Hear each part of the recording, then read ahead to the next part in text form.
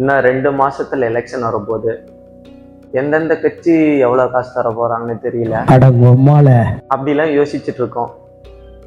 ஆனா என் ஓட்டு முதல் முறையா போட போறேன், யாருக்குன்னு தெரியல.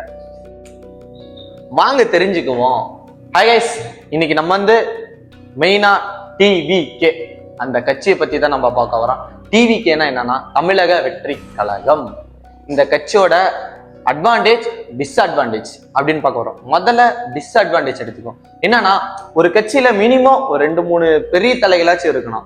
ஆனா இந்த கட்சியில விஜய் அவர்களை மட்டும் நம்பி இந்த கட்சி ரன் ஆயிட்டு இருக்கு. இது நான் ஒரு டிஸ்அட்வான்டேஜாக பார்க்குறேன். ரெண்டாவது பாயிண்ட் என்னன்னா இந்த கட்சியில இருக்க குட்டி குட்டி குஞ்சான்ஸ். ஏன்னா என்னடி சொல்ற, நீ என்ன சொல்ற, உங்களுக்கு இன்னும் ஓட்டே வரல, ஓட்டு உரிமையே கிடையாது. அட்வான்டேஜ்னு பாத்தீங்கன்னா இந்த கட்சியில செங்கோட்டையர் அவர்கள் இணைஞ்சது ஒரு பெரிய அட்வான்டேஜ் இந்த கட்சிக்கு.